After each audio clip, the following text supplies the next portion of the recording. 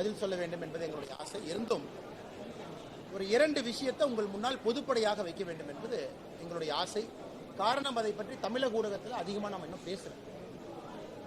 பிரதமர் தன்னுடைய சுதந்திர தின உரையில் நிறைய விஷயங்கள் பேசினாங்க. மிக முக்கியமாக பேசியது 1 லட்சம் இளைஞர்கள், ஆண்கள், பெண்கள், எந்தவித குடும்பத்திற்கும் சம்பந்தம் இல்லாதவர்கள், அரசியல் குடும்பத்துக்கு சம்பந்தம் இல்லாதவங்க, அவர்கள் அரசியலுக்கு வர வேண்டும் என்று பிரதமர் அவர்கள் அறைகோல் விடுத்திருக்கிறார். செப்டம்பர் 1ஆம் தேதியிலிருந்து பாரதிய ஜனதா கட்சி எங்களுடைய உறுப்பினர் சேர்க்கை முகாமை நாம துரிதப்படுத்தணும். செப்டம்பர் 1 பிரதமர் அவங்க மறுபடியும் பாரதிய ஜனதா கட்சியில உறுப்பினராக சேர போறாங்க. பாரதிய ஜனதா கட்சியில் யார் உறுப்பினராக இருந்தாலும் 6 ஆண்டு காலம் உறுப்பினராக இருக்கலாம். அதன் பிறகு மறுபடியும் அவங்க உறுப்பினர் ஆகணும். செப்டம்பர் 1 பிரதமர் அவர்கள் ஜே.பி. நட்டாஜி அவர்கள் முன்னிலையில் பாரதிய ஜனதா கட்சியில் மறுபடியும் முதல் உறுப்பினராக இணைவாங்க. செப்டம்பர் 2ஆம் தேதி பாரதிய ஜனதா கட்சி தமிழகத்தில் மூத்த தலைவர் அண்ணன் ஹெச் ராஜா அவர்கள் தமிழகத்தில் பாரதிய ஜனதா கட்சியினுடைய முதல் உறுப்பினராக இணைவாங்க. நம்ம தலைவர்கள் எல்லாம் இன்னைக்கு இருப்பாங்க. அதன் பிறகு இந்த முறை கிராமத்தை நோக்கி பாரதிய ஜனதா கட்சி செல்லுகின்றோம்.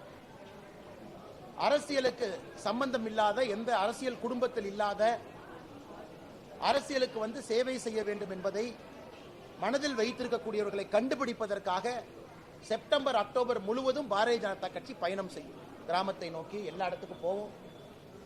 பாரதிய ஜனதா கட்சியில இணைப்பதற்கான ஆலோசனைகளை கொடுப்போம். அதன் பிறகு இணையக்கூடிய நபர்களுக்கு பொறுப்பும் கொடுப்போம். பிரதமர் அவருடைய கனவு 1 லட்சம் இளைஞர்கள் அரசியலை இணைந்து மேலே வர வேண்டும் என்பதை பாரதிய ஜனதா கட்சி மிக கம்பீரமாக எடுத்துக்கொண்டு செப்டம்பர், அக்டோபர் முழுவதுமே உறுப்பினர் சேர்க்கை முகாம் நடைபெறும். ஆனால் பத்திரிகை நண்பர்கள் மூலமாக தமிழகத்தில் இருக்கக்கூடிய எல்லா அன்பு சொந்தங்களுக்கும் ஒரு மாற்றம் வேண்டும், ஒரு வலிமையான நாடு வேண்டும், அரசியலில் நேர்மை வேண்டும் என்றால் பாரதிய ஜனதா கட்சியில தயவு செஞ்சு நீங்க எல்லாம் நினைச்சுக்கங்க. செப்டம்பர் 2லிருந்து உங்களை நோக்கி வர ஆரம்பிப்போம். செப்டம்பர், அக்டோபர் முழுவதும் நடக்கும். ஒரு அலைபேசி எண் உங்களுக்கு ரிலீஸ் பண்ணுவோம். அந்த அலைபேசி எண் மூலமா நீங்க வந்து மிஸ்ட் கால் கொடுத்து இணைஞ்சிக்கலாம். உங்க வீட்டுக்கு பாரதிய ஜனதா கட்சியினுடைய தொண்டர்கள் ஃபார்மோட வருவாங்க, ஃபில் பண்றோம். இது முதல் கருத்து. இரண்டாவது, நம்முடைய பாரதிய ஜனதா கட்சியினுடைய மூத்த உறுப்பினர் 97 வயது இருக்கக்கூடிய டாக்டர் ஹெச்.வி. ஹண்டே ஐயா அவர்கள் இன்று 2 புத்தகத்தை வெளியிட்டிருக்கிறாங்க. எமர்ஜென்சி காலகட்டத்தில் இந்திரா காந்தி அம்மையார் அவர்கள் அரசியலமைப்பு சட்டத்திற்கு ஏற்படுத்திய பாதிப்புகள் குறித்து ஒரு புத்தகம், அண்ணல் அம்பேத்கர் ஐயாவுடைய வாழ்க்கை சரித்திரம் இன்னொரு புத்தகமாக தமிழாக்கம். இதுக்கு பிரதமர் அவர்களே முன்னுரை எழுதியிருக்கிறாங்க. 2013 ஆங்கிலத்தில் எழுதின முன்னுரை இன்று தமிழ்ல மொழிபெயர்த்திருக்கிறோம். தமிழ் அகாடமி இன்னைக்கு அதை வெளியிட்டிருக்கிறாங்க. அந்த நிகழ்வில் எல்லோருமே இன்னைக்கு பங்கேற்றிருக்கிறாங்க. விஐடியினுடைய வேந்தர் விஸ்வநாதன் ஐயா, நீதி அரசர்கள் பி.என். பிரகாஷ் ஐயா, ஜெயச்சந்திரன் ஐயா, நம்முடைய அண்ணாச்சி சந்தோஷம் ஐயா, பிஜேபி, ஆசீர்வாதம் ஆச்சாரிய ஐயா, பாரதிய ஜனதா கட்சியினுடைய லைப்ரரி இன்சார்ஜ், 2G வழக்கை வந்து பொதுவெளிக்கு கொண்டு வந்த மனிதர் அண்ணன் ரங்கராஜ் பாண்டே அவர்கள் உட்பட எல்லோரும், அண்ணன் கே.எஸ். ராதாகிருஷ்ணன் அவர்கள் உட்பட எல்லோரும் பங்கேற்றிருக்கிறாங்க. ஒரு நெகிழ்ச்சியான ஒரு விழா. குறிப்பாக அண்ணல் அம்பேத்கர் ஐயா அவர்களுக்கு காங்கிரஸ் கட்சியால் என்னென்ன தீங்குகள் விளைவிக்கப்பட்டது அதை பற்றி எல்லாருமே பேசினாங்க. அரசியலமைப்பு சட்டம் அந்த டேமேஜ் என்ன பண்ணாங்க எமர்ஜென்சியை பயன்படுத்தி, அதுவும் பேசினாங்க. ஸோ அந்த 2 புத்தகத்தையும் கூட இன்றிலிருந்து வெளியே வருது. பாரதிய ஜனதா கட்சி 2 புத்தகத்தையும் கட்சி அலுவலகத்தில் கொண்டு வந்து அதன் மூலமாக மக்களுக்கு கொண்டு வருவோம். அதையும் 2 தகவல்களாக உங்களுக்கு சொல்லிக்கிறோம். அதன் பிறகு இன்று இரவு என்னுடைய ஃபெலோஷிப் மேல் படிப்புக்காக 3 மாத காலம் ஆக்ஸ்போர்டு பல்கலைக்கழகத்துக்கு செல்ல இருக்கின்றேன். கட்சியினுடைய அனுமதி பெற்று, தலைவர்களுடைய அனுமதியை பெற்று, நம்முடைய தலைவர்கள் எல்லாம் இங்கே இருக்கிறாங்க. முக்கியமான கட்சி காலகட்டம் 2 மாதங்கள் உறுப்பினர் சேர்க்கை முகாம் நடக்குது. மறுபடியும் கிளை தலைவர்களிலிருந்து மாவட்ட தலைவர்கள் வரைக்கும் எலெக்ஷன் நடத்தணும். அதெல்லாம் எங்களுடைய தலைவர்கள், அன்பு தலைவர்கள் எல்லாம் பார்த்துக்குவாங்க. மூத்த தலைவர்கள் இருக்கிறாங்க, தொண்டர்கள் இருக்கிறாங்க. இது நானும் ஒரு 3 மாத காலம் தூரத்தில் பயணம் செய்ய வேண்டிய ஒரு கட்டாயம் இருக்கு. என்னுடைய வாழ்க்கையில முதல் முறை இது. தமிழகத்தை தாண்டி எங்கே இருந்தாலும் கூட இதயம் தமிழகத்தில் இருக்கும். தொடர்ந்து இத்தனை காலமாக எப்படி சண்டை போட்டமோ, 3 மாத காலம் ஒரு மாணவனாக ஆக்ஸ்போர்டு பல்கலைக்கழகத்தில் இருந்தாலும் கூட தொடர்ந்து என்னுடைய சண்டை இருக்கும். ஆளுங்கட்சி செய்யக்கூடிய தவறுகளாக இருந்தாலும், முக்கியமான விஷயங்களாக இருந்தாலும் நேரம் கொடுத்து பார்த்து அறிக்கை மூலமாக எங்களுடைய கருத்தை தொடர்ந்து உங்களுக்கு கொடுத்து கொண்டிருப்போம். எங்களுடைய தலைவர்கள் இங்கே இருக்கிறாங்க, களத்தில் அவங்க பார்த்துக்குவாங்க. அதனால் மாவட்ட தலைவர்கள் ஆரம்பித்து கிளை தலைவர்கள், எங்களுடைய மாநிலத்தினுடைய பொறுப்பாளர்கள் இந்த நேரத்தில் நன்றிகளை தெரிவித்துக் கொள்கின்றேன். அவர்களும் அனுமதி கொடுத்து என்னை 3 மாத காலம் அனுப்பி இருக்கின்றார்கள். போயிட்டு நவம்பர் கடைசியில் வருவோம். நிச்சயமாக தமிழகத்தில் ஒரு அரசியல் மாற்றம் வரும்பொழுது இன்னும் தீர்க்கமாக வர வேண்டும் என்பது என்னுடைய ஆசை. படிப்பதற்கு, சிந்திப்பதற்கு எல்லாம் ஒரு வாய்ப்பு. அதையும் பத்திரிகை நண்பர்கள் மூலமாக எங்கள் தொண்டர்களுக்கு இந்த நேரத்தில் தெரியப்படுத்திக் கொள்கின்றோம். இதயம் இங்கே தான் இருக்கும், கண் இங்கே தான் இருக்கும், தொலைபேசி இருக்கும். எப்பொழுது வேண்டுமானாலும் நம்முடைய தொண்டர்களுக்கு, தலைவர்களுக்கு அறிவுரையோ பேசுவதற்கோ தொடர்ந்து நான் இருப்பேன். அதை தாண்டி நம்முடைய பத்திரிகை நண்பர்கள் வந்திருக்கிறீங்க, நிறைய கேள்விகள் இருக்கும். கேளுங்கன்னா ஒன்னதான் பதில் சொல்றோம். ஏன்னா நிறைய இருக்கிறனால இப்படி வர்றோம் ஐயா, இப்படி வர்றோம் ஐயா, கேளுங்க.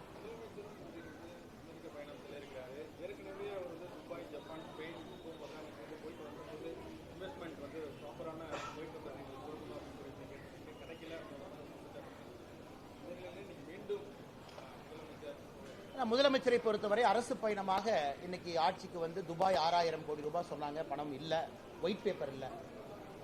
அதன் பிறகு சிங்கப்பூர், ஜப்பான் அதுவும் இல்லை, ஸ்பெயின் இல்லை, இன்னைக்கு அமெரிக்கா போறாங்க. கிட்டத்தட்ட 3.5 ஆண்டுகள்ல இத்தனை பயணங்கள் முதலமைச்சர் அவர்கள் மேற்கொண்டிருக்கிறார்.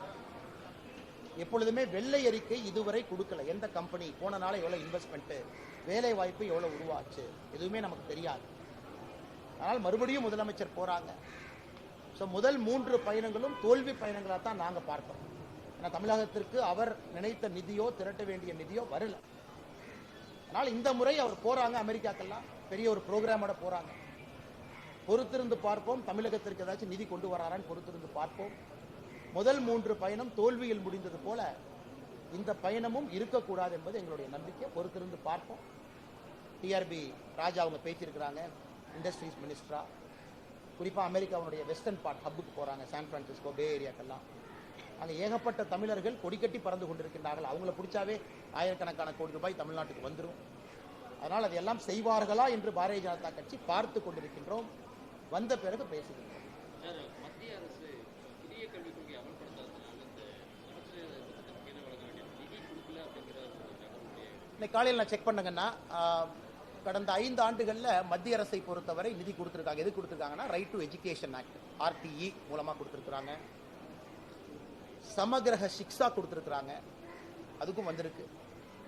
கிட்டத்தட்ட 5 ஆண்டுகளில் ஏறத்தாழ 5000 கோடி ரூபாய்க்கு மேல, 5100 கோடி ரூபாய்க்கு மேல பணம் வந்திருக்கு இந்த ஹெட்ல மட்டும்.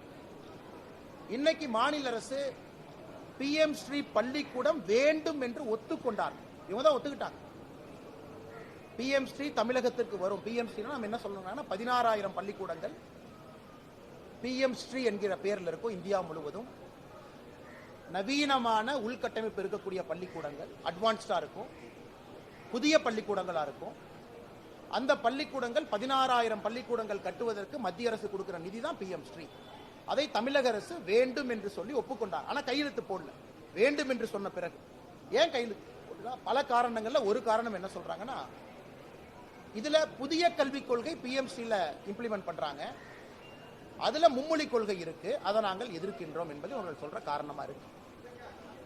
ஒரு பக்கம் கேந்திரிய வித்யாலயா இருக்கு, அதுல மும்மொழி கொள்கை இருக்கு, யாரும் இல்லை என்று சொல்லவில்லை. கேந்திரிய வித்யாலயா பள்ளிக்கூடத்துல யாரெல்லாம் பயன்படுறாங்களோ போய் படிச்சுட்டு இருக்காங்க. ட்ரைபல் குழந்தைகளுக்கு ஏகலவ்யா பள்ளிக்கூடங்கள் தமிழகத்தில் இருக்கு, அதிலும் மும்மொழி கொள்கை இருக்கு, அதுலயும் பிரச்சனை இல்லாம படிக்கிறாங்க. ஏகலவ்யா இருக்கு, கேந்திரிய வித்யாலயா இருக்கு, நவோதயா இல்ல, வேண்டான்ட்டாங்க. ஆனால் PM ஸ்ரீ பள்ளியை பொறுத்தவரை முதலமைச்சர் ஒரு ஆணை போடலாமே. தமிழகத்தில் எத்தனையோ தமிழ் பேசாத சமுதாயம் இருக்கு. முதல் மொழி தமிழாக இருக்கட்டும், 2வது மொழி ஆங்கிலமாக இருக்கும், 3வது மொழி கோயம்புத்தூர் பக்கத்தில் மலையாளம் இருக்கும், சென்னைக்குள்ள எல்லாம் தெலுங்கு இருக்கும், ஒசூர் பார்டர்ல கன்னடம் இருக்கும். அந்த மாதிரி முதலமைச்சர் சொல்லலாமே. ஏன்னா இங்கேயும் தமிழகத்தில் தெலுங்கு பேசக்கூடியவர்கள் இருக்கிறாங்க, கன்னடம் பேசக்கூடியவங்க இருக்கிறாங்க, மலையாளம் பேசக்கூடியவங்க இருக்கிறாங்க, உருது பேசக்கூடியவங்க இருக்கிறாங்க. அதனால் எந்த அர்த்தத்தில் மும்மொழி வேண்டாம்னு சொல்றாங்க? ஹிந்தி வேண்டாம், ஓகே வேண்டாம். இன்னைக்கு முதலமைச்சர் அவர்கள் தமிழ்நாட்டில் எந்த பள்ளியிலும் PM ஸ்ரீ பள்ளியில ஹிந்தி இருக்காதுன்னு சொல்லிட்டு பரவாயில்லைங்கண்ணா, ஒன்றும் பிரச்சனை, மத்திய அரசு அனுமதி கொடுக்கும். ஆனா 3வது மொழியை வகுங்குன்னு தான் நம்ம சொல்றோம். அது மலையாளம் கொண்டு வாங்க, கன்னடத்தை கொண்டு வாங்க, உருதை கொண்டு வாங்க, தெலுங்கை கொண்டு வாங்க. அதனால் முதலமைச்சர் அவர்களும் தமிழக அரசும் சொல்லுகின்ற காரணத்தை நாம் ஏற்றுக்கொள்ள முடியாது. பிரதமர் அவர்கள் விருப்பப்பட்ட நிதி கொடுக்கறாங்க, எல்லா மாநிலமும் நிதியை வாங்கி PM ஸ்ரீ பள்ளி கூட கட்டுறாங்க. ஆனா இங்கே மட்டும் 3 மொழி இல்லை என்று சொல்லுகின்றார்கள். இதற்காக மத்திய அரசு கொடுப்பதற்கு தயார். PM ஸ்ரீ பள்ளிக்கூட வேண்டும் நீங்க தான் சொன்னீங்க. ஆனா கையெழுத்து மட்டும் மும்மொழி கொள்கைக்கு விலக்கு கொடுக்கணும் எப்படி கொடுப்பாங்க? இந்தியா முழுவதும் ஒரு கொள்கை தான். ஹிந்தி வேண்டான்னு சொல்லுங்க பரவாயில்ல, ஹிந்தி ஆப்ஷனலா கூட வேண்டான்னு சொல்லுங்க பரவாயில்ல. ஆனா மூன்றாவது மொழி படிங்க, காலத்தினுடைய கட்டாயம். அதனால் முதலமைச்சரும் தமிழக அரசும் சொல்வதை நாங்கள் ஏற்க மறுக்கின்றோம். இது மறுபடியும் ஒரு அரசியல் விளையாட்டாகத்தான் நாங்கள் பார்க்கிறோம்.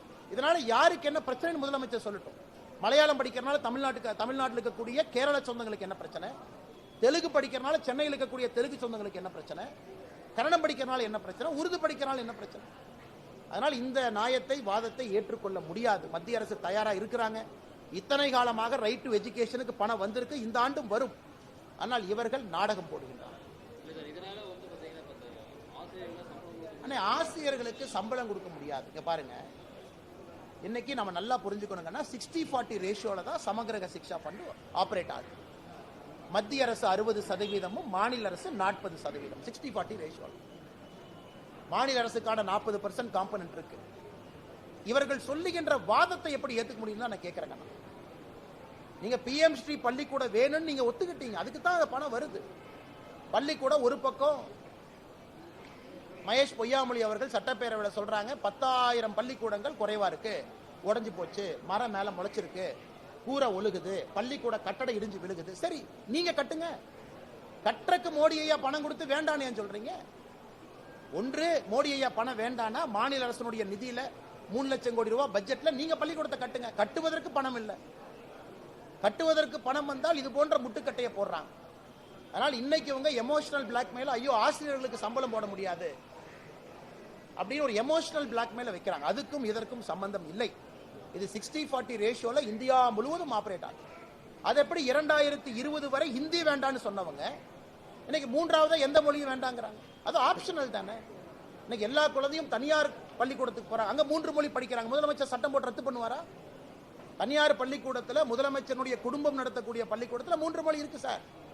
அதை இன்னைக்கு சட்டம் போட்டு ரத்து பண்ணட்டும்? இல்லை. அதுவும் பிஎம் ஸ்ரீ பள்ளிக்கூடத்துல நல்லா புரிஞ்சுக்கன்னா பயிற்று மொழி தமிழாக இருக்கும். நல்லா சொல்றாங்க, கேட்டுக்கோங்க. பிஎம் ஸ்ரீ பள்ளிக்கூடத்துல பயிற்று மொழி தமிழ், ஆங்கிலம் கிடையாது.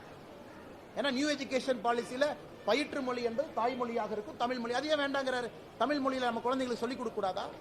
அதனால யாரை முட்டாள் ஆக்குவதற்கு மாநில அரசும் முதலமைச்சர் அவர்களும் ஐயோ ஆசிரியர்களுக்கு சம்பளம் கொடுக்க முடியாது, மத்திய அரசு பணம் கொடுக்க மாட்டாங்க, எந்த டிராமாவை ஏற்றுறாங்க? தமிழ் மொழியில சொல்லிக் கொடுக்க போறாங்க. மூன்றாவது மொழி பிடிச்ச மொழியை தேர்ந்தெடுங்க, எந்த மொழி வேணாலும் எடுத்துக்கங்க. இதுல என்ன தவறுங்கன்னா ஒன்றொன்று முட்டுக்கட்டை போடுறாங்க. சரி, வேண்டாம் உங்க நிதியில கொடுங்க, வேண்டான்னு முடிவு பண்ணிட்டீங்க, உங்க நிதியில கொடுங்க. உங்க நிதியில கொடுக்க முடியல. எல்லா இடத்துலையும் 3 மாசத்துக்கு ஒருக்கா பத்திரிகை நண்பர்கள் நியூஸ் போடுறீங்க,